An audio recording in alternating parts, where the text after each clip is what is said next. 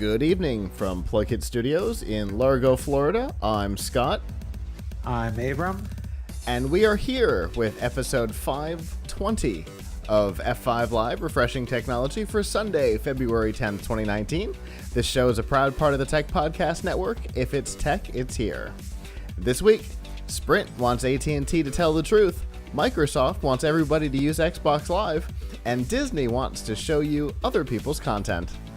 Wherever you are and however you're accessing our show, whether it be on social media, Facebook, Twitter, Instagram, Google Plus for a couple more weeks, or Snapchat, or on any of our live stream platforms, livestream.com, Periscope, Mixer, Twitch, Facebook Live, and YouTube Live, or on any of the podcatchers, Apple Podcasts, Google Podcasts, the Podcast Play app in the Windows Store, the myriad of others like Spotify and TuneIn Radio, or of course on our website, PLUGHITZlive.com. Thank you for making us a part of your day.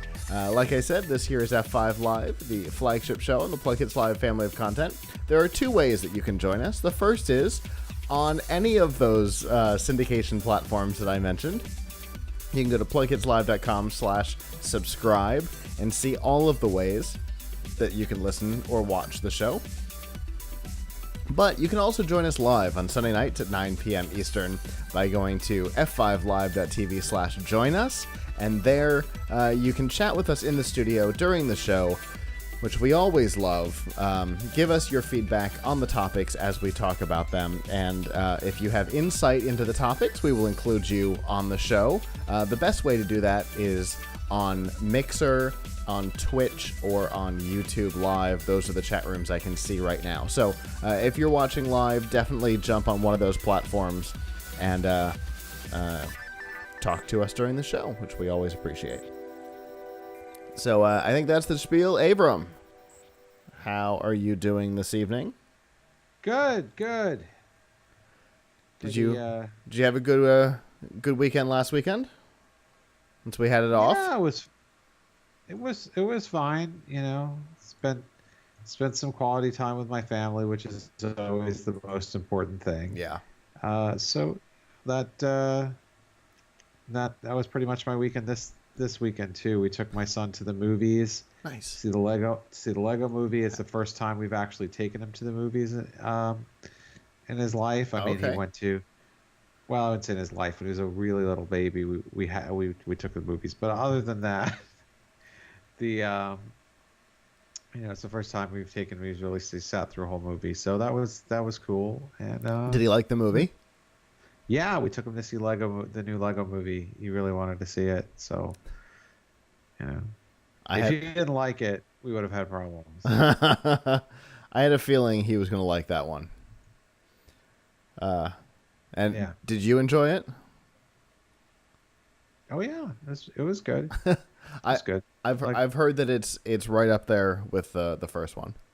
Yeah, it's good. It's good like the first. It's good like the first one. Not as good as the Lego Batman movie, but what can you do?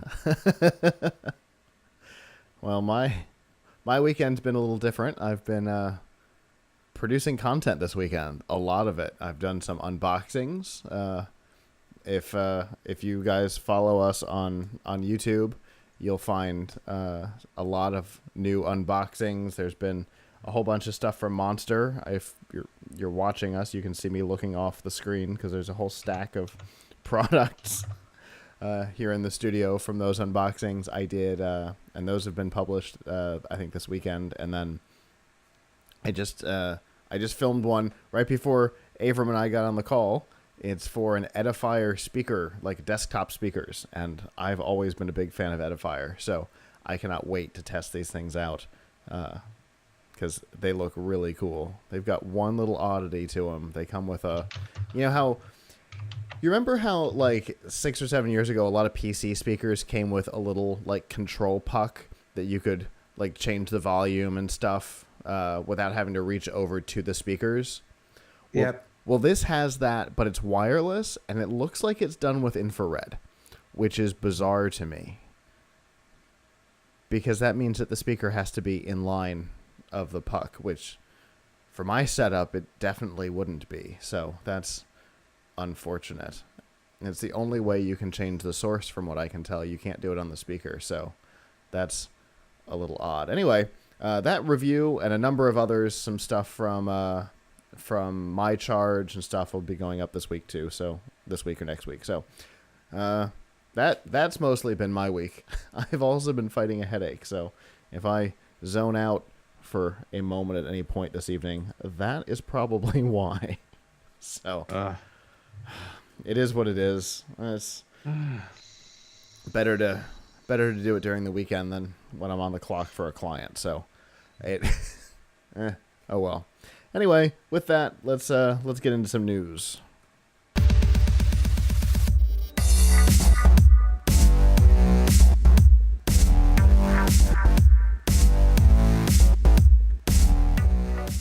This week's Nifty Gifties on F5 Live is proudly powered by the Microsoft Store.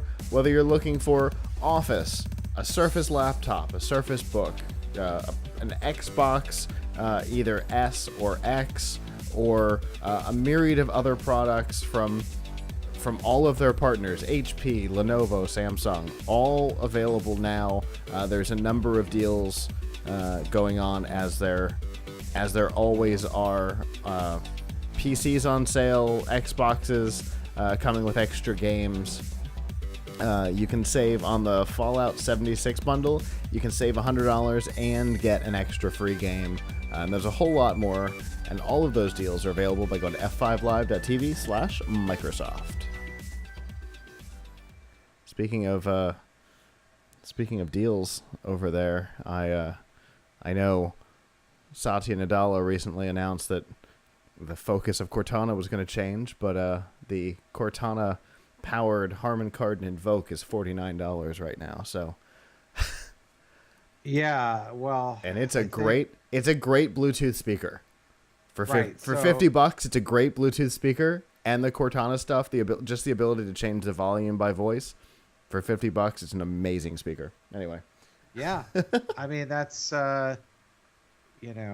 Here's an interesting question. If you buy more than one of them, can you use them as a multi-room audio? I don't know. I don't think so. I don't know. I've only had one of them. But I have a feeling I'm about to have 3 of them. So we'll find out in the near future. Because at $50 for a Bluetooth speaker of Harman Kardon quality, it's pretty hard to turn down that price.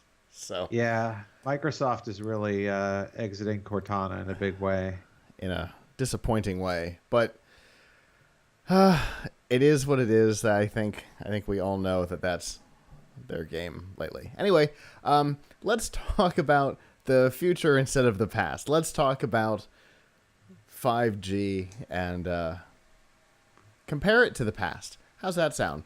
During the 3G to 4G conversion, we had an interesting situation. It was that T-Mobile rebranded their 3G HSPA Plus network as 4G, which it wasn't.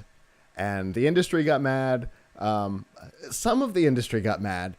A surprising number of people at CES that year I heard defending the move, which was a tremendous amount of fun to get into conversations. I believe that was the same year that Avram and I met, which made for, it was just a really fun CES for us. Anyway, that we had some interesting conversations with people sitting in hallways, and Avram knows how CES goes. You end up sitting next to people in hallways and having conversations, and that was kind of our focus that year, because we thought that calling HSPA Plus 4G was weird and deceptive. Yeah, misleading for sure, deceptive almost certainly, because what T-Mobile was trying to say was that the speeds on their HSPA Plus network were fast enough to fall into the 4G speed category, though it wasn't the new technology. So, it was weird. Well, fast forward to right now, and we're going through a new transition, the LTE to 5G, the 4G to 5G transition. And AT&T saw what T-Mobile did last time and went, that's a great idea.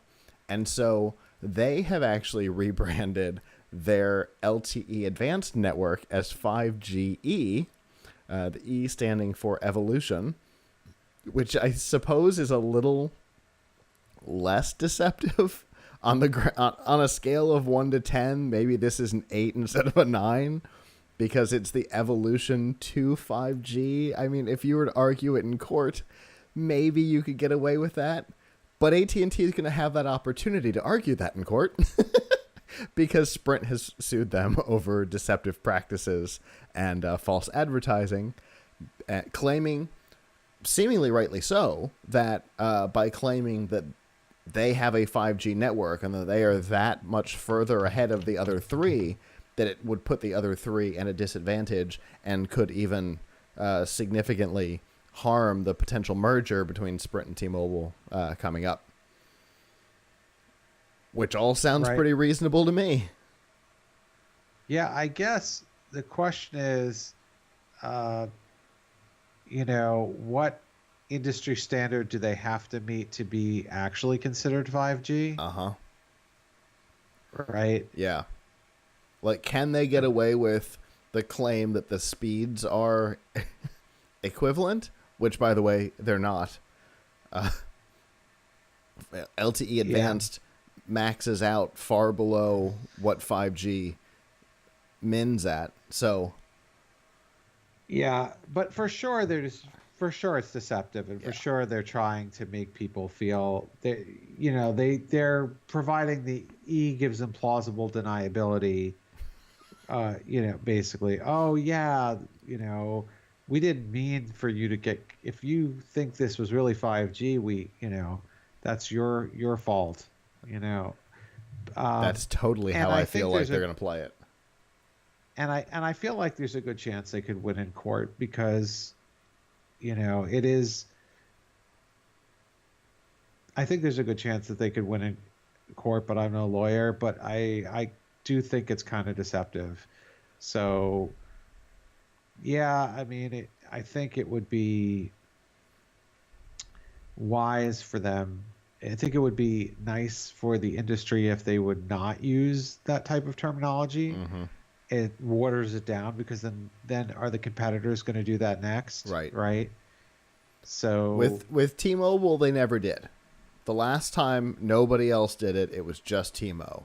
But at the time, T-Mobile had like 18 subscribers, and the other three weren't, quite as concerned. I mean, in 2010, was Alltel even still around? Like, I think Alltel was still around. There were a lot more brands out there, and T-Mobile was number 4 of 5. And there was no concern over what T-Mobile was doing. I don't think John Legere had taken over yet. There was no fear about the T-Mobile of 2010. Right. Like there is today. The fear of T-Mobile is very different today. If they were to have pulled that today, you might see a different response. But, AT&T, it's AT&T. They're the Death Star. Yeah. Well, yeah, that's, I think they have a good chance of, I think this could go either way because, yes, it's deceptive, but they also have very plausible deniability because they put the little E in there. Uh-huh. So, I think they may yet get away with it. But it's not good, and people should, if nothing else, hopefully the publicity of the lawsuit would educate people that this is not actually 5G. Right, exactly. And, worst case scenario, the fact that, like you said, that Sprint is calling attention to it in the public eye might be enough to inform some people. But here's something to remember, I think. When we're this far out from an actual rollout of a new technology like this, no software update is going to suddenly make your phone on the new network. Let me promise you on that. Because the 5G towers are going to be in place well before mass market phones start hitting. So if you ever see... in 8 years, if we start playing this game again, no software update to your phone is going to add new network capabilities. I think that's a good thing to keep in mind. You've had your phone for a year, and all of a sudden it says it's 5G. It's a lie. Right. Well, are they really going to do that? I thought they were just going to play that on new phones, but I guess nope. iPhones just got the update. The 12.2 beta has it built into the existing iPhones. Oh, that's really bad because it also it deceives people about how. I mean, not like it's going to happen that often, but how generational upgrades work. Yeah, exactly. And that's probably my biggest concern. It's not just that new phones are going to have it, or that there's TV commercials that are being deceptive or something like that. That they're literally trying to convince people through software updates that their phone is on a new network.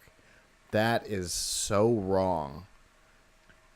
Yeah, I also wonder, are there even any phones on the market right now that are supposed to be 5G ready? I don't think there are. No. Right? The rumor is that Samsung might be the first. Yeah. With some version of the S10. That was a rumor I saw. Yeah, but, I've seen that a couple of times, and Apple has all but confirmed that they will not be this generation. But that's not a surprise either. Apple's a late adopter of this kind of thing. Yeah. So, yeah, we will. So we'll have to see, but yeah, I wouldn't. My advice to anybody who's shopping for a phone, don't wait for 5G. Don't worry about it. It's going to be years before. Mm-hmm. It's going to be years. Yeah. Before it's mainstream enough for people to use, for it to matter. And frankly, the today's 4G is pretty good. The main issue is not this. I find is not the speed, but the but the reception. The consistency. The consistency. So I don't know. I mean, obviously 5G is supposed to be better in every way, but that all remains to be seen. Yeah, only time will tell on that. Yeah. Yeah. And like you said, I remember when LTE and WiMAX, the two 4G technologies, were first rolled out. I mean, we got lucky here. Tampa tends to be a test market, so we got lucky, and we had some WiMAX phones in our store before the technology was quote unquote available, and they all worked. But that's an oddball situation. For the most part, most of the country won't see 5G hit, certainly this year. Probably won't see it through the mid of next year. So yeah, if you're shopping for a phone now, don't let it bother you, because you'll be well into your next into the next phone before you'll have reception for it and ready for your next phone before it'll even potentially matter. So, yep.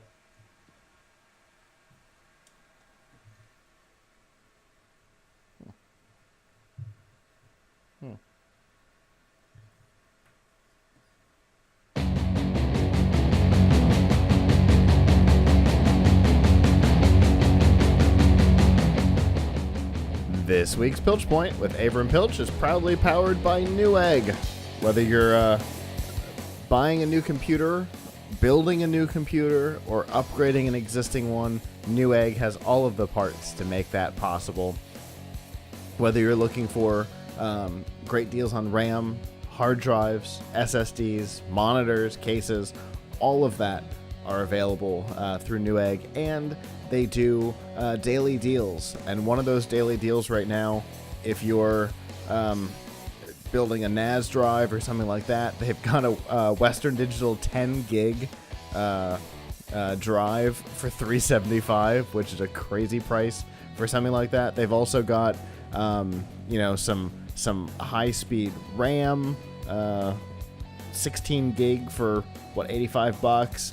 Plus, they've got a whole bunch of other stuff. And again, the deals change every day. Sometimes these little shell shocker deals will go quicker than that. So definitely keep checking back, and you can do all of that by going to piltchpoint.live/newegg.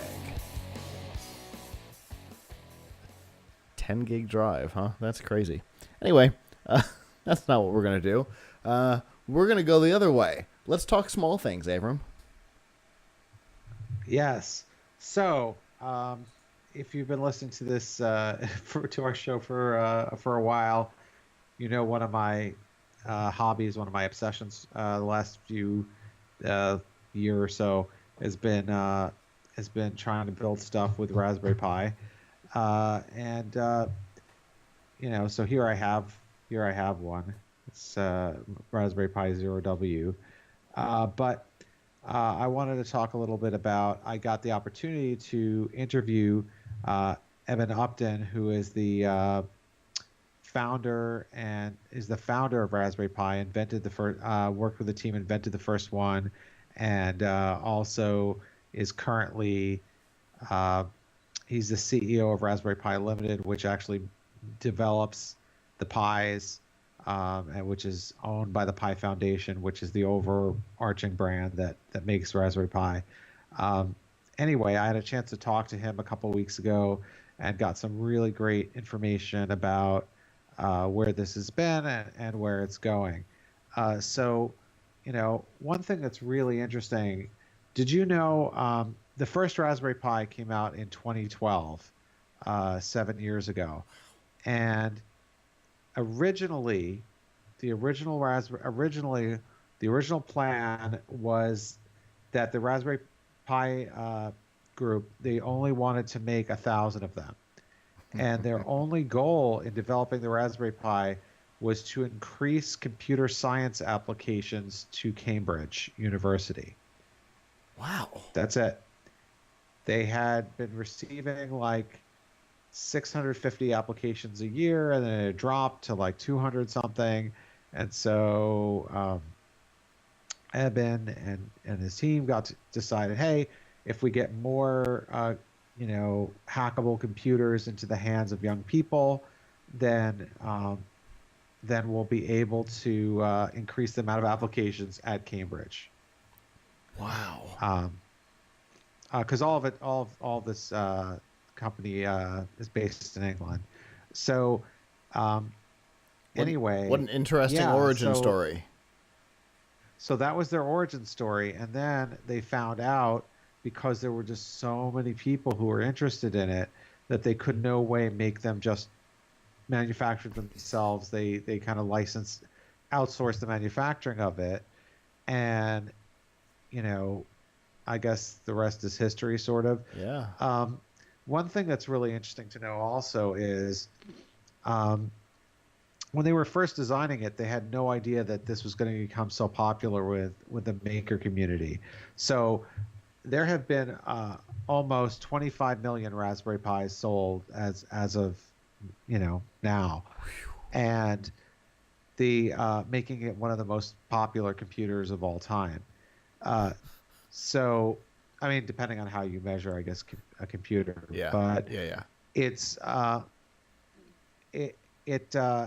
when they first started building it, they didn't realize that, hey, they thought kids are going to get a kick out of this. They didn't realize that people would be able to use them to create all kinds of Internet of Things projects, robots, all that kind of stuff.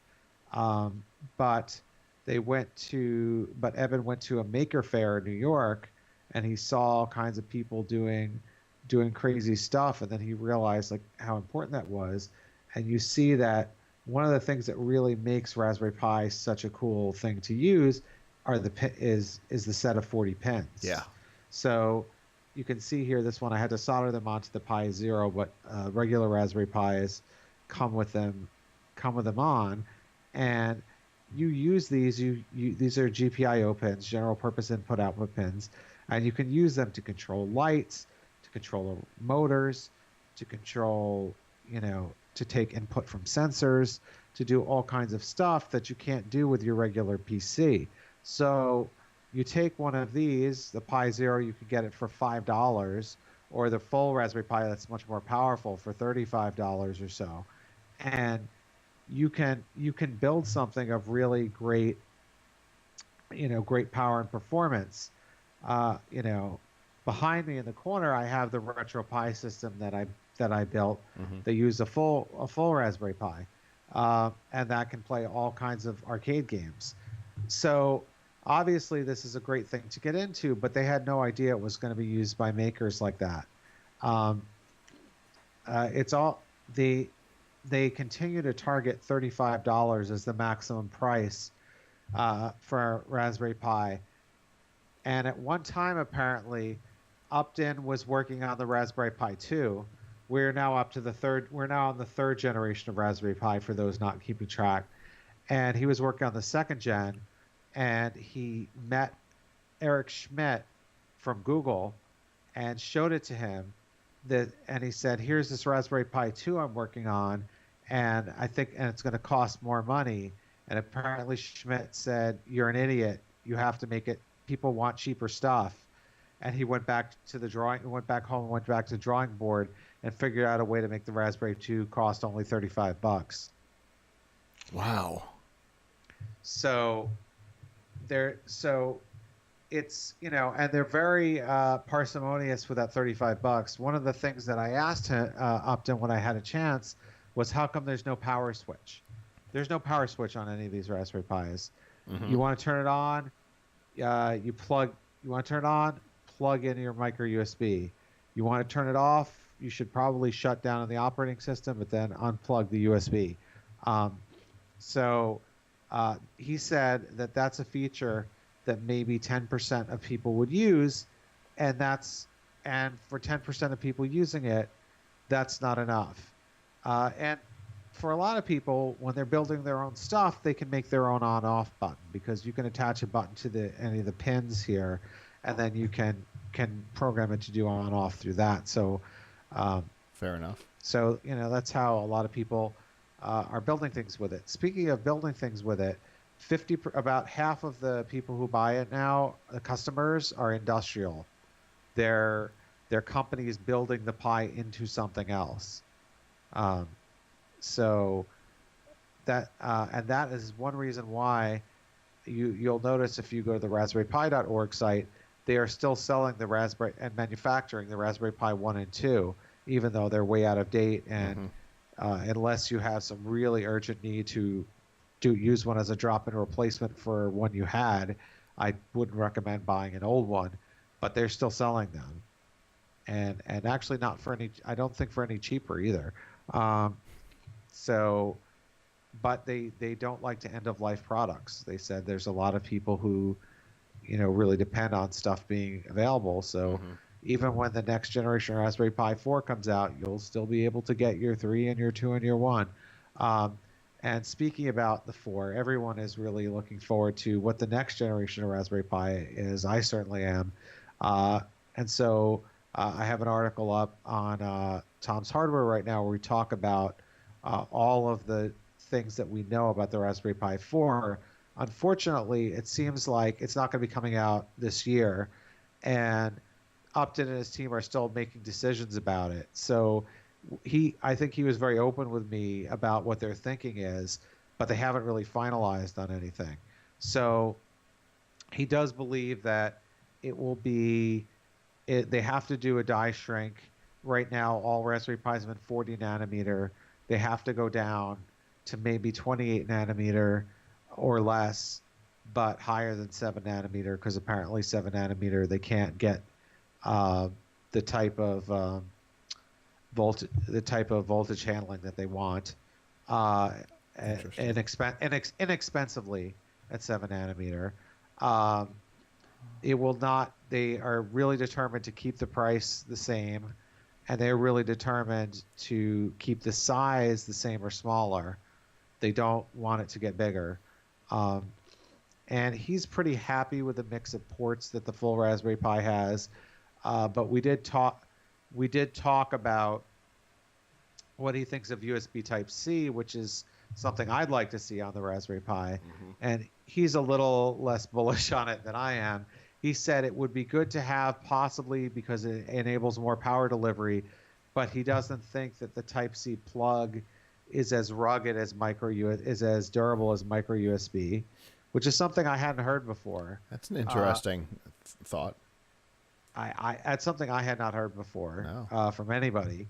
In my experience, Type C has been pretty good, but he said the environments that people use these in, he thinks that Type C might not be durable enough, but he does like it for power delivery. So there's a possibility of Type C.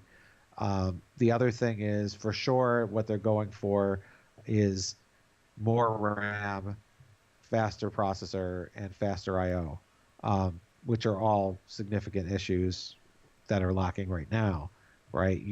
The current top of the line Raspberry Pi, the 3B Plus, has only 1 gig of RAM. It's a quad core processor that operates at 1.4 gigahertz, and the entire bus is USB 2, so no USB 3. You can't use particularly fast peripherals. So, those are all things that, that they want, that they want. I think every person who is a fan of Raspberry Pi would want also. So, that's kind of what we're expecting. That's reasonable out of the next gen Pi. But if you want to get involved, enjoy the current Gen Pi, which you shouldn't wait because the new one's not coming for at least a year, then I highly recommend. There are a lot of great online resources to teach you about this. You can, if you're in the United States and you live near a Micro Center, that is the best place to buy your Raspberry Pi. There are many great kits on Amazon and Newegg, but Micro Center is selling them almost like below cost. So, but you have to go into the store to do it. So, the Pi Zero W, the wireless version of this one I'm holding right here is $5. The full Pi 3B Plus I think is $30, and the somewhat mid-range 3A Plus I think is $20. So, really good deals on those. Obviously, you've got to power them with USB. You've got to find a way of attaching keyboard and screen, or you could do what I do most of the time and remote control them using, VNC. But they're a lot of fun. You could do a lot with them, and they're great to work on with your kids. My son and I are always working on projects with them, whether we're trying to make like a little traffic light where it changes, the lights change from red to green, or right now we're working on trying to create a universal controller for a bunch of his Lego power-up toys that all use Bluetooth LE, because you can send Bluetooth LE from this, and if you know what codes to send, then you can then control it from another device such as a Raspberry Pi. So our goal is we're going to take this, we're going to attach a joystick to it and some buttons, and we're going to use this as a controller to control like his Lego Boost robot and his Lego Batman car and other things. So the biggest downer, which is another thing he said that they haven't put on, is an analog to digital converter. You have to, if you want to convert analog to digital, you have to buy an add-on chip, and that can be a pain when you're doing things like using joysticks, because those are analog, so you have to convert in some way. But I strongly encourage everybody to read. Tomorrow I have a more detailed story, 10 things you didn't know about Raspberry Pi, and we already have up the story on the Pi 4, and at Tom's Hardware we're committed. We're going to have a lot more Pi stories, cool. Not just about it, not just news, but like how to use it going up, because it's a lot of fun, and it's a great challenge. And one of the things that I think has made Raspberry Pi so successful is the fact that you can use it from so many different environments, right? Like you can even install Windows 10 IoT Core on there. So if you want to run entirely in a Microsoft environment, you can put IoT Core on there. You can You can program it directly in C or C++. You can, there's all kinds of ways to interact with it and different ways to put it to use. So you don't have to wrap your head so much around it as you can make it fit into your environment. And I think that's been a huge selling point for it. Yeah, absolutely. I mean, there's a lot. It's very, very flexible. You can get Windows 10 IoT Core, but just to clarify for our audience, that's not Windows 10. Mm-hmm. You don't get it. You don't get Windows and a start menu and get to move around. That's purely for running programs on it that you've created on another computer to do IoT stuff. Basically probably do a lot with these input-output pins, right? Generally on the official operating system, which is called Raspbian, you would probably use Python use Python language to do most of that. But there's other operating systems for it, and I'm still holding out the hope that someday Microsoft will release a version of Windows that would run a full Windows that would run on Raspberry Pi. I mean, I don't know if people would pay for the Windows, so maybe that would be a downer for them. But that they already have Windows on ARM, so I don't know how hard it would be for them to make it work on Raspberry Pi. And Upton says he would certainly welcome them doing it, even though they're big members of the open source community. They're definitely not opposed to Microsoft.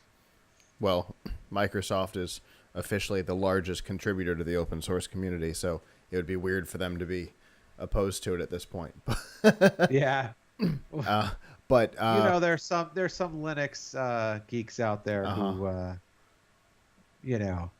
who have their feelings. Indeed, right? Indeed they do. About perhaps when the whatever it ends up being branded, the Windows Lite that they're working on internally, that might be the version that finally is able to run on something like the Raspberry Pi. That would be interesting to see.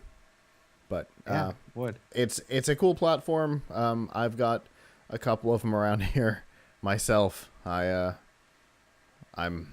consistently impressed, and so it's good to see that they're still focusing on and have figured out who their core market is. And I can't wait to read the 10 things thing tomorrow. Yeah.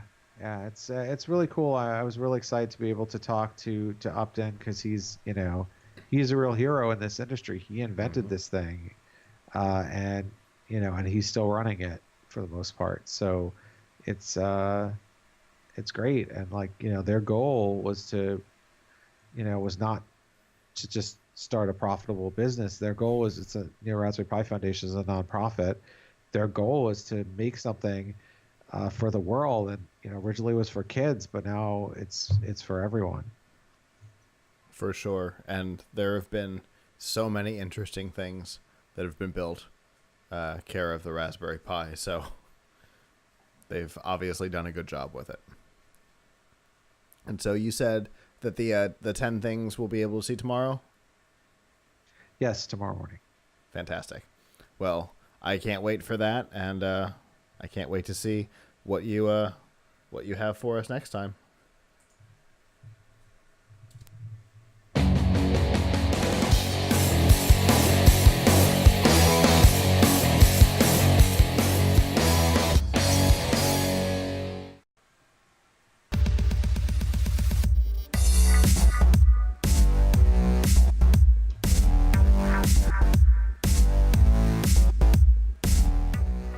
This week's Extra Life on F5 Live is proudly powered by Razer. All the accessories that you need to up your game on both PC and on console are available from Razer. Whether you're looking for something like a new keyboard and a mouse, or the limited time Valentine's deals right now, keyboard, mouse, headphones, mouse pad, or maybe you're looking for a webcam with the chroma key built in, or you're looking for a whole new computer. They've got those as well, like the Razer Blade Stealth 13 and a whole bunch more. And you can find all of those products, including these interesting, seemingly special edition pink line of products that are available by going to f5live.tv/Razer. I actually kind of like that design. Anyway, that's not what we're going to talk about. Let's jump back over to Microsoft. As we've bounced in and out of that topic this evening, let's talk Microsoft and something that has not been announced but was accidentally announced. And that is Xbox Live leaving just the Microsoft garden and expanding outside. And we know about this because of a Game Developers Conference session that was listed on the website. And it was originally entitled Xbox Live, Growing and Engaging Your Gaming Community Across iOS, Android, Switch, Xbox, and PC. It is no longer called that. It is now called like Engaging Your Gaming Community Cross-Platform or something like that. And so it's not nearly as detailed. And the description of the session has been equally or maybe more so sanitized, but it announced that there is a cross-platform SDK coming for all of those platforms that were mentioned that will bring Xbox Live capabilities, including chat, social, and matchmaking, to every platform but Sony's. Now, obviously, Sony has been notoriously anti-engaging with anybody but themselves. Like the fact that it was big news that your Fortnite account was no longer 100% locked to PlayStation once you played there once is a big deal. Like they notoriously anti-engaging with anybody else.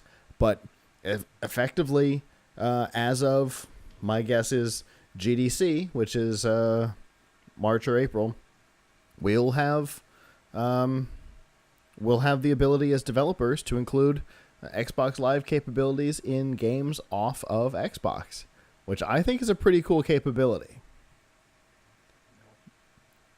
Yeah. I mean, that means you can play with your friends, even if they don't have it, or even if they're using their Switch at the time. Right. And for a game like Fortnite, right, which is available basically everywhere, they can't take advantage of the great matchmaking capabilities of Xbox Live because the game is available everywhere. But after this, they would be able to, and in fairness, they might be able to right now. This may, if anybody was going to have the preview of this XDK, it would be Fortnite. But a game like that is looking for engagement and cross-platform player capability can use the matchmaking system, which the Xbox Live matchmaking system is great. It's able to take other games into consideration, not just the game you're playing, to be able to do matchmaking. And once you can use your Xbox account across all these platforms, the data will get even better and the matchmaking will just get better.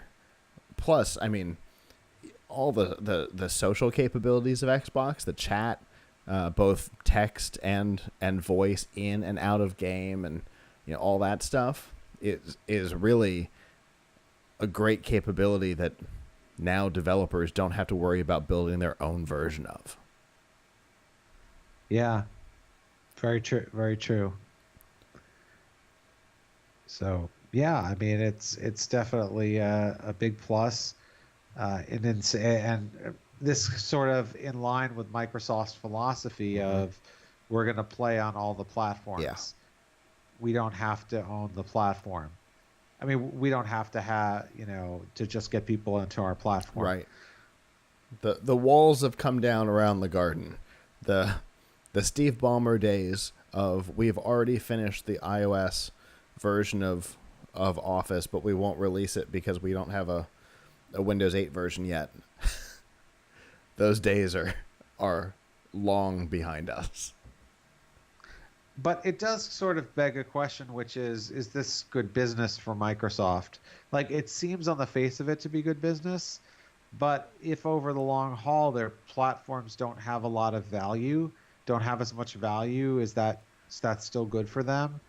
So like Cortana we were talking about before, I mean, honestly, it wasn't as good at doing, I mean, people, it started from the PC.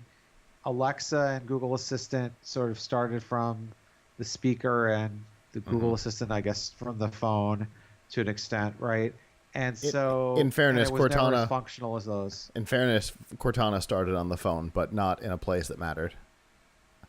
Yeah, true. So, yeah, I mean, anyway, yes, Cortana had a lot of issues. Cortana was definitely way behind the others, but by giving up, certainly in market reach. But and so in a sense, it had become kind of a joke. But, and I guess, it's just them acknowledging reality, but at the same time, now you're just ceding territory. So like, I wouldn't be surprised if at some point soon Alexa is, I mean, you can do Alexa on your computer, obviously, but there's some limitations. There's some limitations still. You can't wake your computer from sleep by calling for Alexa. Right. You have to ask Cortana if you could speak to Alexa. It's almost like, back in the day before mobile phones, and you used to call somebody like, "Hey, can I please speak to Jim?" I've actually thought you get someone's roommate.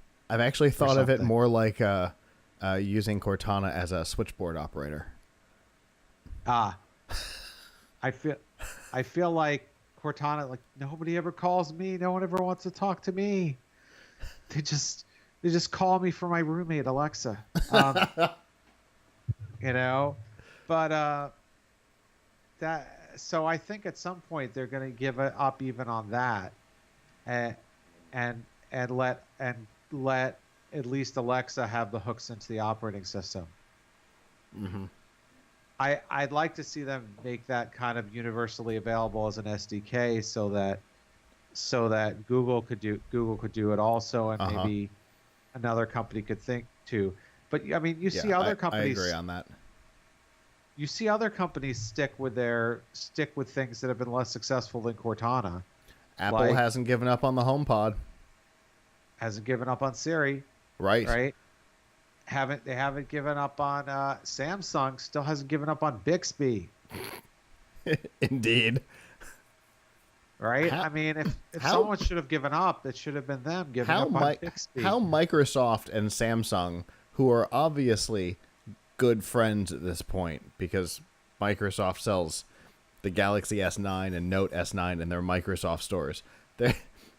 Those two are obviously friends. How Microsoft didn't go, hey, that Bixby thing that's like the industry joke? Why don't we just merge these things together? Yeah, I don't get it. I mean, I don't know if even together they would be successful. I think, but Samsung doesn't drop stuff so quickly. Like, they like to have their version of things even if people have no need for it. So like, you have the Samsung browser. Yeah, that's exactly what I was going to say. Oh, I knew that's where you were going. Yeah. Why? Who knows? Because one of the things about the Samsung browser is that not all of the protocol mapping stuff works from the Samsung browser. So if you click a link that's supposed to open an app, not guaranteed. Yeah, I mean, it shouldn't exist, right? I mean, it shouldn't exist. So it's, but they haven't gotten rid of it. So, but here in this case, so to the original topic, it all depends on what Microsoft is considering their platform, right? Is is the Xbox hardware their platform, or which is purchased once and walked away from, or is it the recurring revenue from both users who pay for Xbox Live and the recurring revenue from developers who want to be able to implement the Xbox Live capabilities into their games on the Switch? Which one is the platform that they're worried about? I think under, the way that Satya looks at things versus the way that Ballmer or Gates looked at things, the Xbox hardware, which Satya has already thought about selling that division off once, the Xbox hardware is a necessary evil to be able to support the Xbox Live platform. And if they expand it and anybody can use Xbox Live except PlayStation, the recurring revenue from developers and users is way more attractive than a one-time purchase of hardware. It's exactly what we've seen with the other side of the business.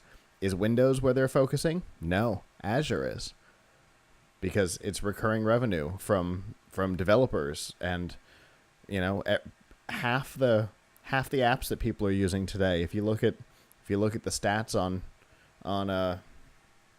how Amazon's doing versus Microsoft, everybody is interacting with an Azure account in their regular everyday life at some point or another. They may not know it, but they're working off of Azure somewhere. But not whether you've got an iPhone or an Android or a Windows tablet, or you're using Azure and you may not even know it. So under Satya's definition, I don't think Xbox is the platform anymore. I think Xbox Live is the platform, and I think this move solidifies that. So it all depends on what they're trying to support, and I think the recurring revenue is the thing they're trying to support. So it'll be interesting to see how many people buy into it, though. How many developers buy into it? I know in the Florida Gamers group, which I watched as this non-announcement happened, it was a pretty well-received thing, even from people who were, PC gamers and things like that. The general consensus was Xbox Live is the thing that makes Xbox. So being able to access it anywhere sounds good to me. So it'll definitely be interesting to see how it goes. Hopefully there will be more. It'll go more like Azure than Cortana, I think, is what we were getting at before.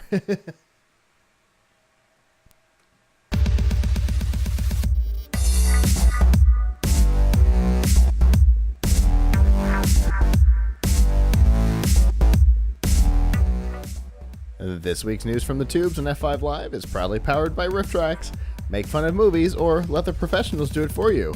Mike Nelson, Bill Corbett, and Kevin Murphy, the former stars of Mystery Science Theater 3000, are back and doing what they do best, creating commentaries for Hollywood blockbusters and B-movie oddities like Killers from Space. I believe they're just wearing turtlenecks, so that should explain the timeline on that film. Anyway, the way it works is for a couple of bucks, you download the MP3, play it along with your DVD, Netflix, Amazon, wherever it happens to exist, and laugh. From time to time, they do live events, which we're hoping to hear about the 2019 lineup in the near future. But there's also short films that you can get, and those are like industry films, the things you watched in school, and they make those not painful like they were at the time, like why springs are important. And you can find out about all of the short films, all of the films, and when the live schedule is announced, you can find out about that as well by going to f5live.tv/rifftracks with an X.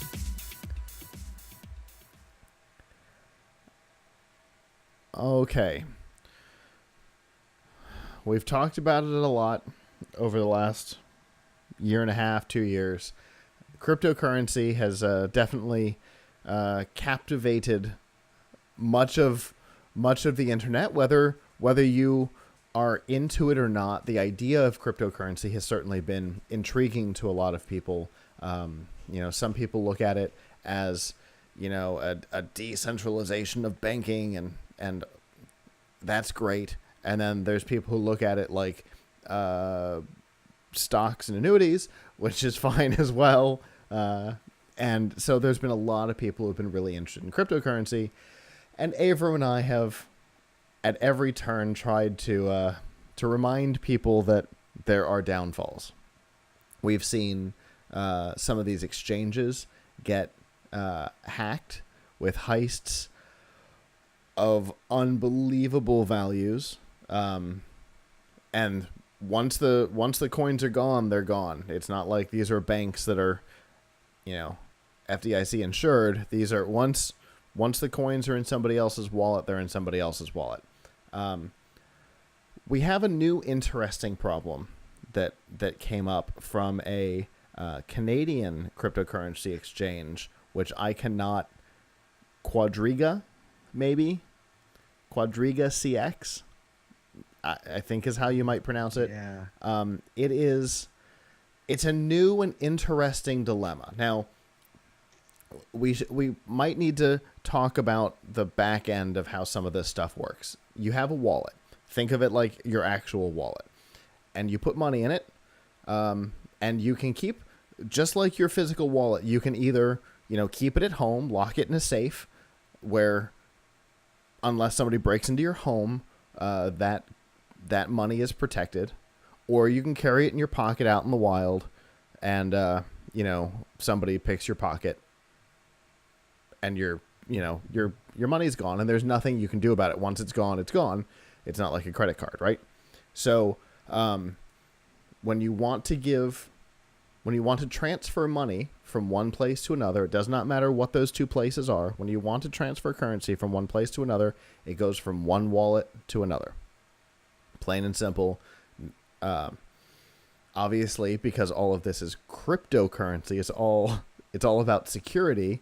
Those wallets are protected, and you've got, passwords and weird, like 60-word odd phrases and nonsense that you have to hold on to. But there's a lot of protection behind the wallets themselves.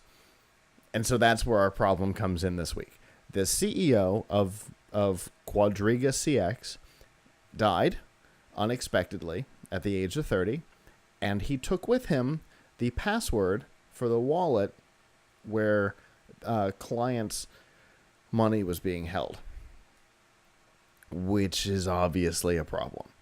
Because without the password, those coins are locked up. There's no way to access them. They're in a bank vault that nobody can get into. Now, how much money, you ask? $137 million worth of customer currency is inaccessible. And the company, in addition to that $137 million, has another $53 million tied up in bank and payment processor disputes. So they currently owe to their clients $190 million worth of currency that they cannot access and cannot make good on. That is a lot of money, Avram. So I'm trying to understand something. Okay. What currency did they actually hold? Was it Bitcoin, or was it their own proprietary cryptocurrency? I don't think it was their own proprietary. I think it was Bitcoin.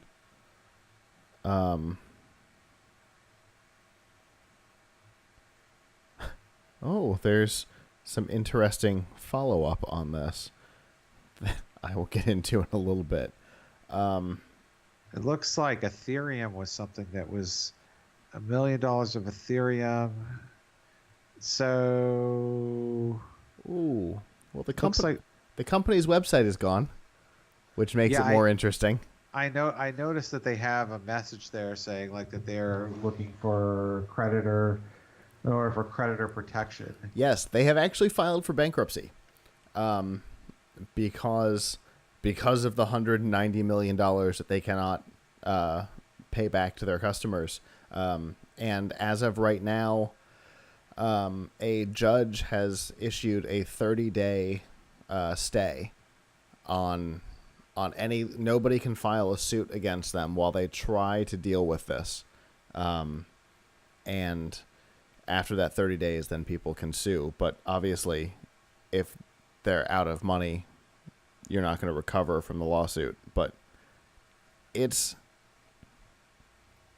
a fascinating situation. I believe that the company held a number of currencies, and I don't necessarily know that it's just one wallet that's in question here, because there may have been, an Ethereum wallet and a Bitcoin wallet and whatever else there is out there, Bitcoin Gold, and the one with the MX abbreviation. They may have had multiple, but the fact is that the theory right now is that the currency is inaccessible, although I am looking at something that says that may not be true. They may actually not have the wallet, let alone have access to the wallet, which is interesting. But it's from the Wall Street Journal. So how dumb I feel every time I read about this kind of stuff, because I don't totally understand how cryptocurrency is stored. So that is perfectly acceptable. It's not like money that you'd have a bank vault, and then you could get a locksmith to break into it. Nope. Or somebody could break into it. It's digital. So you'd have to, you lose the password, that's it. I mean, you could try and brute force it, but that, the encryption that they use, it could take up to 30,000 years or something like that to brute force it. So, right. And the amount of energy going into it may never pay itself back, depending on how long it takes. You could, a hacker might be able to force their way into a wallet. It has happened. There's always the possibility that the password is somewhere, or that weird 24-word bizarre recovery phrase is stored somewhere. And his wife, who was mostly inactive in the company and is now massively active because she knows him better than anybody and may hold the key to brute forcing into the wallet.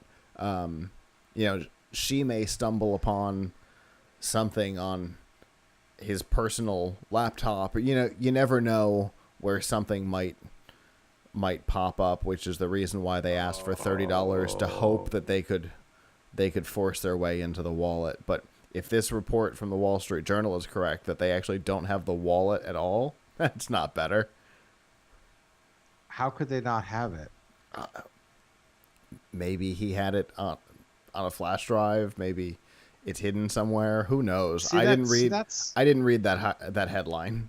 So that's what I don't get about cryptocurrency, because I don't think it's backed by anything. So how would you, obviously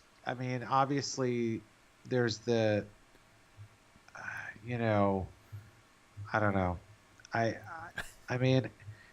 Isn't there a central record of all currency exchanges for Bitcoin? Isn't that what happens when you're mining?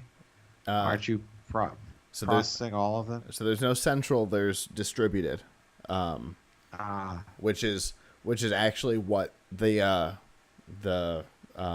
blockchain is a distributed accounting ledger.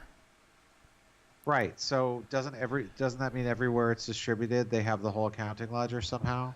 Not necessarily the whole accounting ledger. You could theoretically. I don't quite have the ledger aspect of it down. I understand the storage and the mining side, but how to set up a miner and all of that. But I don't quite have the ledger side of things quite figured out. In related current events, Nvidia is is in big trouble because of all the people who have stopped mining. Well, I should say stop mining with NVIDIA cards and AMD cards. Or don't need to purchase new hardware to do it. Yes, because, well, I think, right. So because there are people who are still doing it, but using hardware they already bought during the rush. That's true. Well, you can't even mine Bitcoin with a PC anymore. But I mean, Ethereum, I think you still can. Mm-hmm. And Monero, that was the one I was trying to come up with earlier. Monero, that was the one that the websites were embedding into the ads on YouTube. So SoftBank sold off their $3.6 billion of stock in NVIDIA. Yes, they did. Because of that. Yep. So, Quadriga, it's your fault. But I have to say, this would make an awesome book or movie. I'm just saying, like, imagine the heist movie where someone tries to figure out how they can get into this, figure out his password so that they can get into the hidden wallet or something like that. That the heist wasn't of the flash drive in cold storage. Somebody just picked that up out of the office or something. No big deal. But now it's all about trying to figure out what the passphrase is and trying to dig into the guy's life to figure out what the passphrase is. Yeah, that sounds like a great story. Yes, exactly. Or if it were like an episode of Star Trek, the guy would be in some kind of a weird coma, and then they would go meet him in his brain to try and get him to tell them. Indeed. Right? There was also a sci-fi thing where they could read the last 60 seconds. Maybe there was a Voyager episode. They could read like the last 60 seconds of the person's consciousness after they died or something. I don't know. Yes. What's he thinking of his password? Oh, that would be a fun story. I am kind of writing it in my head right now. Yeah, like this would be. I'm telling you, this could be somebody's. This is a free idea for someone. But yeah, I feel sorry for the folks that are losing their money from this. Yeah. Here's the thing that I've said it on the show before, and I'll say it again. Don't keep your money in an exchange. It's not like a bank. There's no protection. The only time your money should be transferred into a wallet on an exchange is when you're about to exchange it or have just exchanged it. And as soon as that happens, pull it back to a private wallet that you can keep in cold storage, that you don't have to worry about it being online. Keep it on a flash drive. Put it in a safe in your home. Something. Don't treat the crypto exchanges like banks. Don't let them hold your currency, because this is the kind of thing that keeps happening. This and the heists and all of that stuff, none of it is good. All of it is preventable. Yes. Well, part of it is, and I'll just leave it at this, the reason that I think people like cryptocurrency is it's not backed by a government, right? Mm-hmm. It's internationally, was a country independent, but that also means that there's nobody who's responsible for it. Right. Yeah. There's no FDIC backing it. There's no protections on it. When it's gone, it's gone. There was the, God, I don't remember who it was. There was a rapper who had purchased or had received early on in Bitcoin's life, had received like 100 coins when it was valued at like $20 or something, and then had never claimed it as income, and then when it got to like 10,000 or whatever it got to there, all of a sudden he had like a crazy amount of money and the IRS came after him. It's a weird and bizarre market. And it is truly the Wild West right now. And if you've ever watched a Western, you know that the gunslingers are going to show up. I think is the point of the story. There's benefits and ups and downs to the fact that there's no backing behind it. It creates that Wild West that it could go from $20 to $20,000. The U.S. dollar is never going to do that. If it's going to do anything, it's going to go the other way. Yeah. So it creates an interesting thing, but there's also all that lawlessness that's inherent in that situation.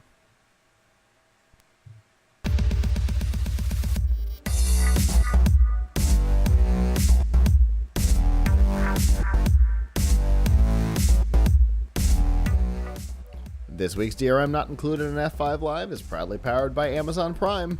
Your basic benefits: free shipping, sometimes 2-day, sometimes same day, sometimes 2-hour.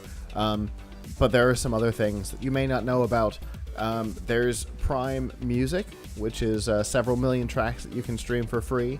There's Avram's favorite, Prime Video, which gives you movies and TV shows and documentaries, both original and licensed, available as part of your subscription, including Riff Tracks movies, including those Riff Tracks live events from the past. And there's my favorite, which is Twitch Prime, which gives you one free subscription per month, which you can use to subscribe to PLUGHITZ Live if you'd like to support us, or any other Twitch account, but you also get free games. All kinds of free games are available. I saw a huge list for February, and they're yours. Once they're yours, they're yours.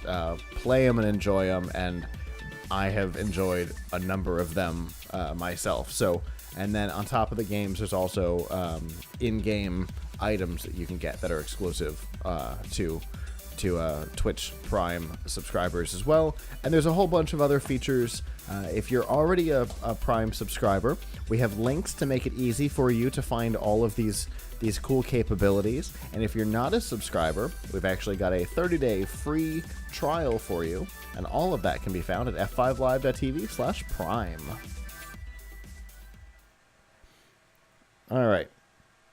So speaking of streaming services, we know there's too many of them out there, and there's going to be more.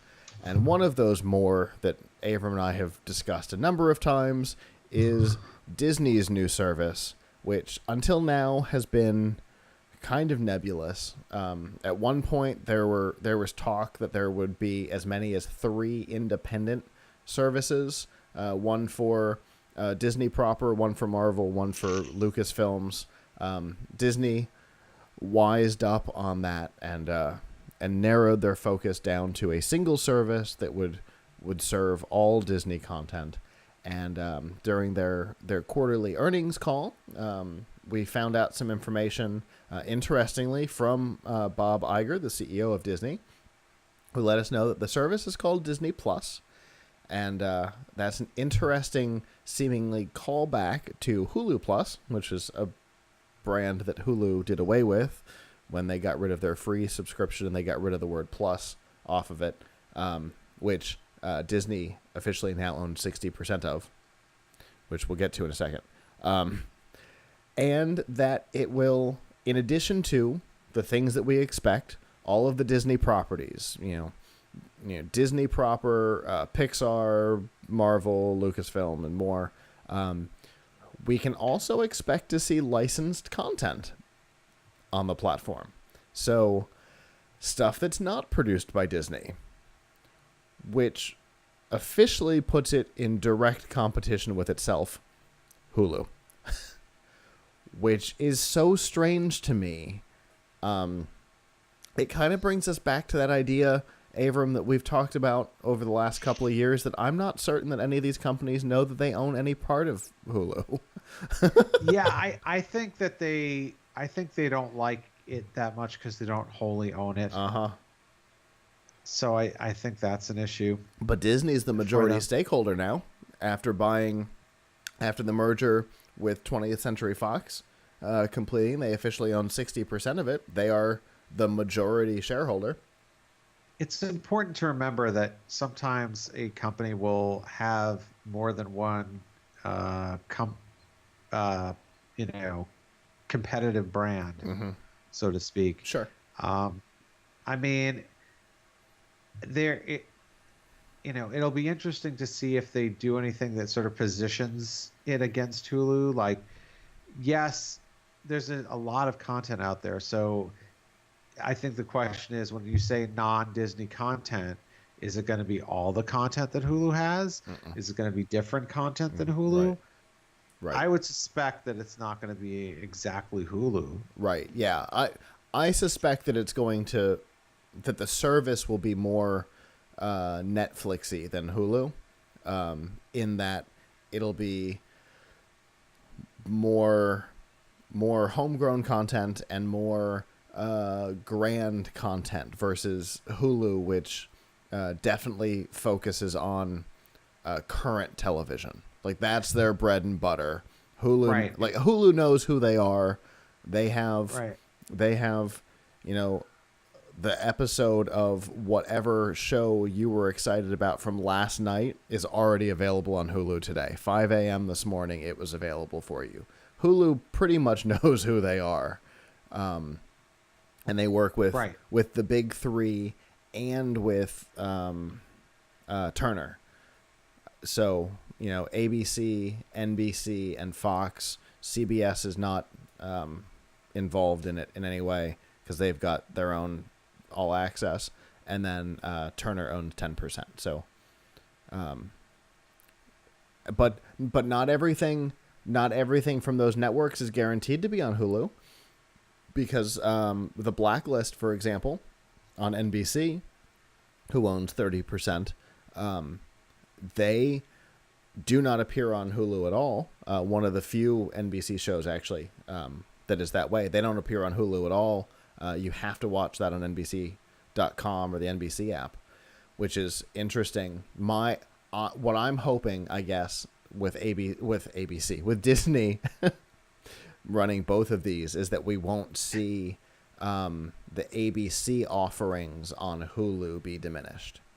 That the stuff that we already expect to see on Hulu won't be diminished in favor of this other platform that they also own. Hopefully, it'll be more unique content, which is their goal. The goal is that it'll be almost entirely exclusive content eventually, homegrown content. But hopefully, they won't harm the offerings of Hulu in favor of Disney Plus. Yeah. I mean, at some point, I don't know. Can you hit peak streaming? We've certainly hit peak streaming audio. There's really no need for any more audio streaming services. Do you hear that title?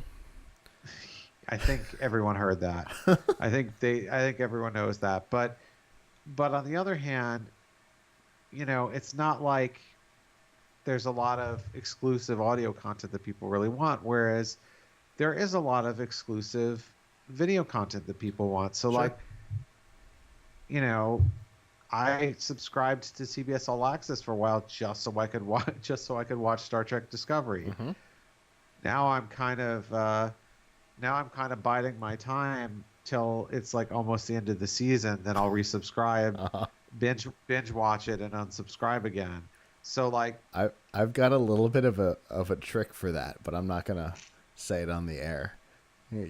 Use two of our our sponsors together. Anyway, keep going. Yeah. So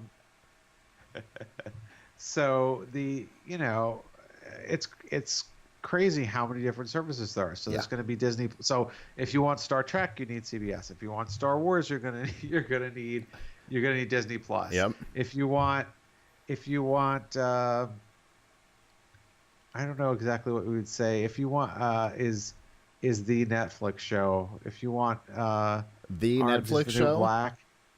Yeah, like no, that one's come. This is the last season for that. Stranger Things, I think, is their yeah. So let's say their flagship.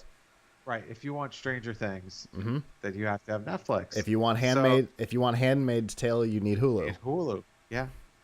And there's a couple that are on Stars, right? I mean, I didn't even know Stars was still around. Although I guess you could say that Stars is really a cable channel, but you can subscribe to it. Sure. Like, yeah. So basically, all these things really are cable channels. Yeah. Right. Without the, in most cases, without the appointment television requirement. Yeah. I mean, what Netflix is a really like a much better HBO. Yeah. And a better deal than HBO, even when they raise the price, because man, HBO has almost nothing that, that's worth watching. Sorry, or to me anyway. I'm with you on it. Whereas, and even their selection of movies is pretty lame. Mm-hmm. Whereas with Netflix, it's like every time I think that there's nothing left, that there's nothing that I want to watch on Netflix, and I'm just going to cancel my subscription, just one more show comes out that month. That's worth watching that month. Yeah. Just when you think it's time to give up Netflix, they put out a special Valentine's episode of Big Mouth. Yeah, there's always there's always something that they, before they were so big into their original content, I wasn't so enthralled, but now there's like half a dozen shows on there at least that I'm waiting for the next season of. Yep. Which is not even to mention the shows that I haven't seen yet. So like, yeah, I mean it's pretty impressive, but it there is a big I think I mean, I don't know. I think isn't Netflix like operating at a loss or something because of all this content? I have no idea. I don't know. I think I could be wrong there, but they're spending so much on content. I wonder if they're going to be able to keep it up.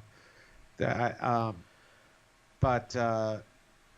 Well, we've seen them do some pruning of popular but expensive programming. They canceled Sense8 against the wishes of viewers. They just officially this week.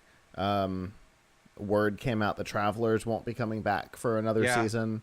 So I mean they're pruning some of the expensive to produce content. So, they may be looking to try and figure out how to keep it up. Yeah, I guess, but then, there's just a lot of wasteful, in my opinion, wasteful spending on stuff. Yeah, like, oh agreed. Man, how much did they spend making that Will Smith movie? I don't know. I mean, it wasn't terrible, but it was not worth, I think they spent over $100 million on that or that's something. An expensive movie. Right. Exactly. That's an expensive movie for a theater release. Right. Exactly. So, Lord. It's but yeah, Disney Plus, we're eventually at my company and probably a lot of companies, that you can have things taken out of your paycheck, like for your health insurance and your dental. They should probably have like a benefit now for your streaming. Because eventually we're just going to be paying out of every paycheck for streaming, for everything. Oh my goodness. I mean, if only you could do it, maybe that's a real tax benefit we need, pre-tax Hulu, pre-tax Disney Plus. Take that $10 a month. But I think we're gonna see. I think we're gonna. Right now, the content is in a fairly small collection. Like the content that people really want is in a small collection of places. It's Netflix, it's Hulu, it's Amazon. That's really kind of where things are right now. But as these new services, the DC Universe and the Disney Plus, and there's 3 more Star Trek series. in the works right now, including Picard coming back to TV. Right. Like, so CBS may start to actually have a financial appeal.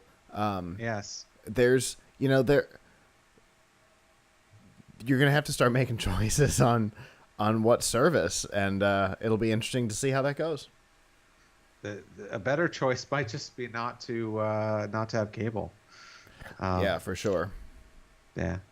So it'll be interesting to see how the industry goes. We saw, like you said, the music industry puff up real big with, some exclusives going to Tidal and some exclusives going to Apple Music and things like that. iTunes at the time. And we've seen that industry really consolidate pretty hard in a very short period of time. And, we may see the same thing over there. Well, that is our show. Thank you to those of you who joined us live. We always appreciate our live viewers. If you didn't join us live, that is okay. PLUGHITZlive.com/subscribe. You can see this show and all of our others, including the Piltch Point from earlier this evening, and all of the previous episodes from that. You can also subscribe to our special events feed, where we've got a lot of content going on there. Our first looks, which is the robotics series, we will be at the Orlando Regional in March, and so we'll have new content coming over there, and we've got some new ideas on how to keep that going throughout the year as well, so that'll be exciting. Plus, next week we plan on Saturday on being over at the Amrock Fab Lab in Tampa, where there will be a first scrimmage, where I think there's going to be 16 teams doing a first robotics competition scrimmage. So lots of ways to interact with the content, and definitely find us on social media, Facebook, Twitter, Instagram, Snapchat, and interact with us over there as well. And I guess on that note, on behalf of the staff that's not here, I'm Scott. I'm Avram. And we will see you guys back next time. Ciao.